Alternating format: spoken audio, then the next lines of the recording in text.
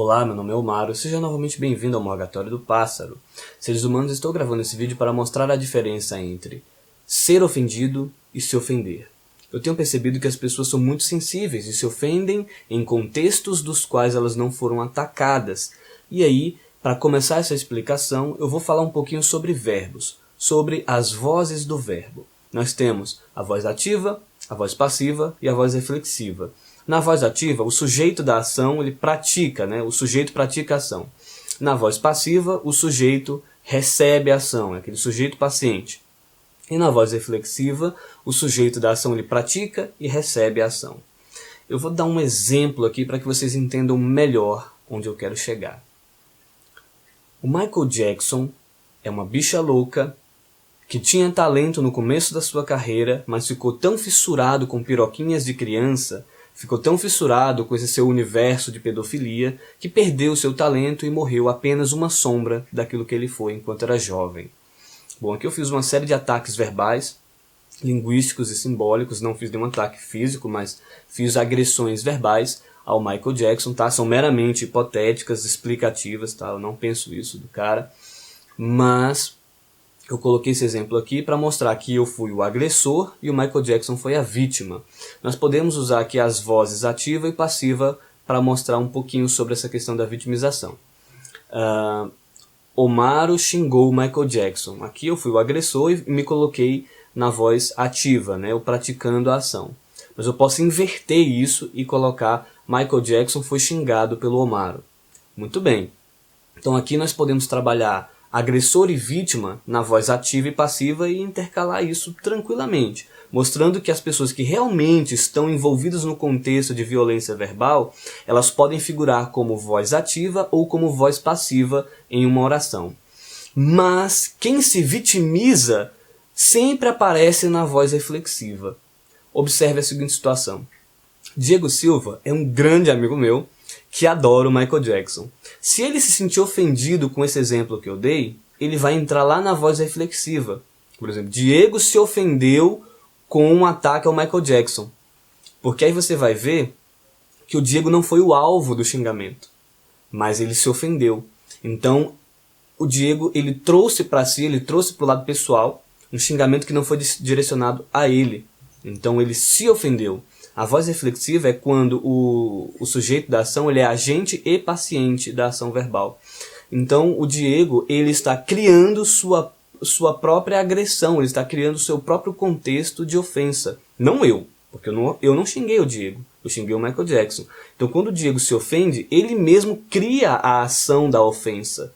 Ele mesmo constrói a ação verbal, certo? De ofensa. Ele se ofende. Então ele cria a ação da ofensa e ele recebe a ação da ofensa. Isso é uma vitimização. Ah, mas você pode dizer que foi por uma questão de empatia. Então eu vou mostrar um outro exemplo aqui com uma agressão física para ficar mais claro o que eu estou querendo dizer quando a pessoa cria um sofrimento extra, uma ofensa extra que não corresponde à realidade do fato. Eu vou dar um exemplo onde um homem tomou uma tijolada na cabeça. Quando eu vejo alguém sendo agredido assim de uma forma covarde, eu sinto dó daquela pessoa. Mas isso não quer dizer que a minha cabeça tenha sofrido algum dano, que eu tenha sofrido alguma lesão corporal, que a minha vida tenha se prejudicado por causa daquilo. Não, minha vida vai seguir normalmente.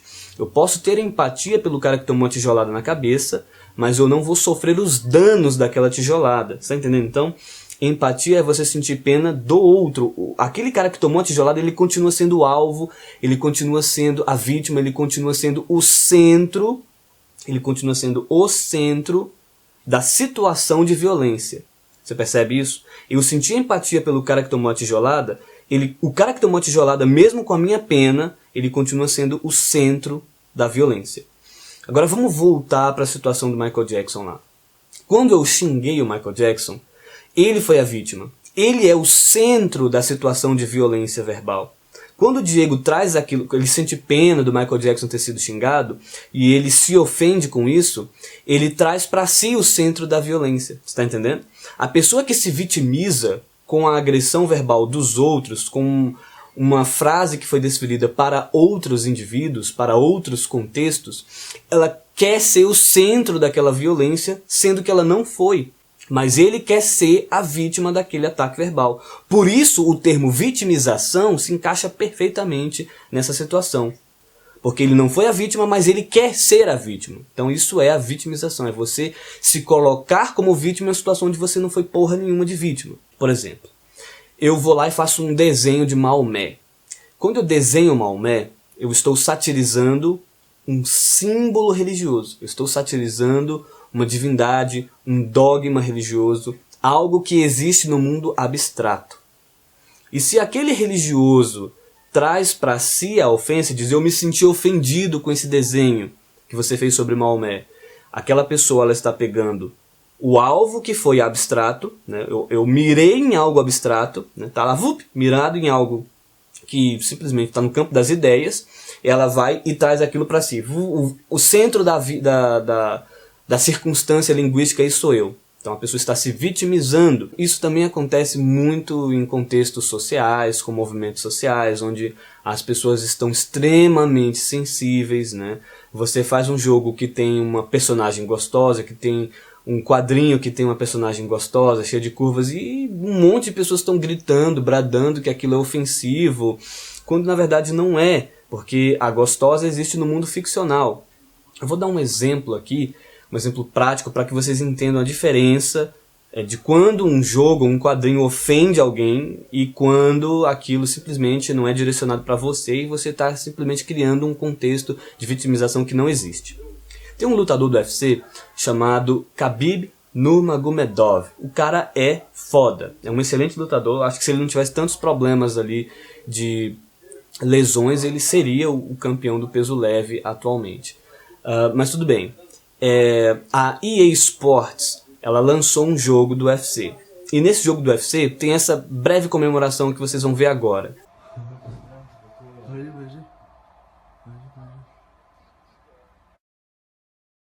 Como vocês puderam ver, o Nurmagomedov teve a sua imagem representada no jogo e nessa situação ele faz ali um símbolo cristão.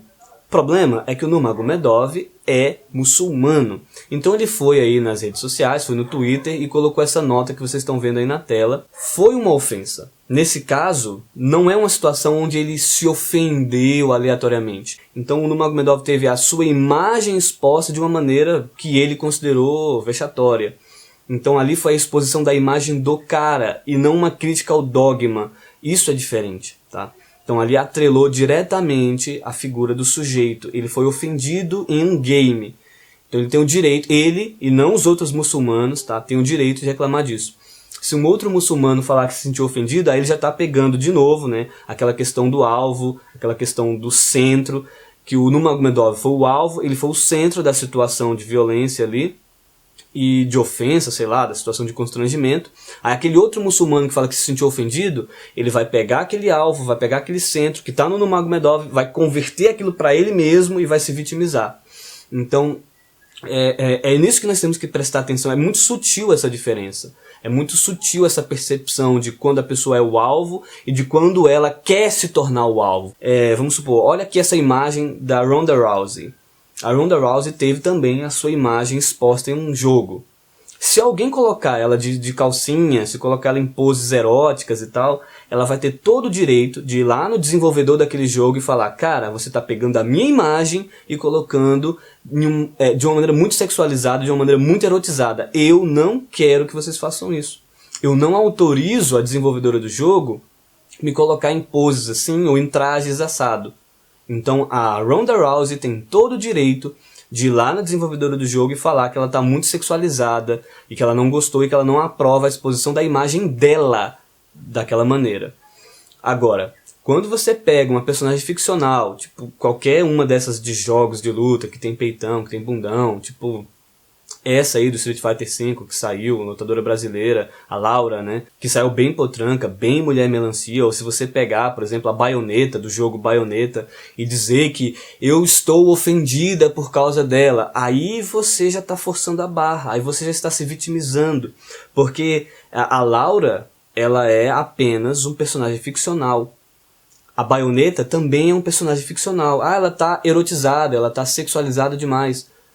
Mas ela não está erotizando a sua imagem, não tem nada a ver com a sua vida, não tem nada a ver contigo, ela não está te trazendo nenhum prejuízo, não está te gerando nenhum constrangimento pessoal. Ela nem existe, ela nem existe. A Laura e a Bayonetta, elas não existem. Olha, é complicado ter que explicar isso, mas elas existem só no mundo das ideias, tá? É ficção.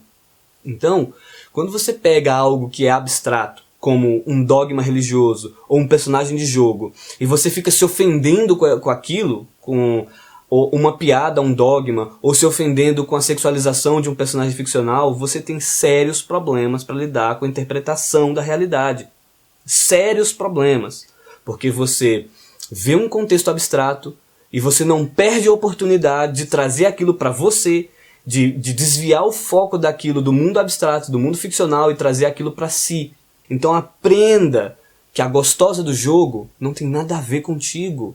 E se você está se ofendendo com a gostosa do jogo, você é tão lunático quanto aquele conservador perturbado que se ofende, que sente raiva do homossexual que transa e dá a bunda. Porque o homossexual, ele está dando a bunda dele, não é a sua. Então você não tem a menor razão, o menor motivo para se ofender com isso. Para proibir o cara de fazer isso. Você pode achar errado, você pode achar ruim. A única coisa que você pode fazer é não dar a bunda. Pronto, você não dá a bunda e fala que é contra isso. Mas proibir o cara de dar a bunda, de casar, de fazer o que ele quiser, de adotar filho, foge a sua alçada. E não existe nenhuma constatação de que a homossexualidade é perigosa, de que a homossexualidade gera danos sociais. Tá? Assim como a gostosa do jogo também não gera danos sociais. Seu único direito que tem birra com gostosa em jogo, seu único direito é não comprar aquele jogo e não jogar aquele jogo. Tá? Agora, impedir as pessoas de jogar aquele jogo é tão idiota quanto impedir um gay de dar a bunda. Tá? Porque é inofensivo. Ai, gera uma objetificação. Ai, velho, eu já expliquei isso em outro vídeo. Não gera objetificação nenhuma. Nenhuma. O valor da Bayonetta e da Laura é completamente diferente do valor de uma mulher do mundo real. O valor que eu dou para minha namorada, para minha mãe, para as mulheres do mundo real, não advém do valor que eu dou para a Bayonetta. A Bayonetta não existe. Ela simplesmente está no mundo das ideias. Ela é ficcional. Tá? O valor dela fica limitado ao mundo ficcional. Quando eu dou um tiro na cabeça de alguém em um jogo de FPS, eu não estou desvalorizando a vida das pessoas do mundo real. A pessoa humana do mundo real não perde valor. A mulher do mundo real não perde valor em decorrência dos personagens ficcionais de quadrinhos de jogos. Pisem os pés na realidade. E parem com essa mania de se ofender, com essa mania de ser frouxo, de ser louco, alucinado, ao ponto de pegar um discurso que foi voltado para ideias, coisas abstratas e trazer aquilo para você. Você não é o centro do mundo. Você não é o centro das atenções. A gostosa do jogo não foi feita pensando em você. O desenvolvedor do jogo nem sabe que você existe. Tá? É isso. Parem de se ofender quando vocês não foram ofendidos. E acima de tudo, a minha última mensagem para esse vídeo aqui: as extrapolações linguísticas que merecem apreciação penal são a calúnia e a difamação. Eu já falei muito isso. Calúnia e difamação realmente geram prejuízos reais na vida da pessoa, são mentiras que podem destruir a carreira profissional, a vida pessoal das pessoas, e isso merece sim uma abordagem penal. Mas injúrias, xingamentos, elas geram danos subjetivos, danos na esfera emocional e tal. E isso daí merece uma retratação cível, no máximo. Tá? Eu ainda vou fazer outros vídeos explicando melhor sobre essa questão da linguagem, dessa questão de liberdade de expressão. Mas o que eu tinha para esse vídeo aqui, eu já expliquei. Eu vou deixar um forte abraço a todos e falou!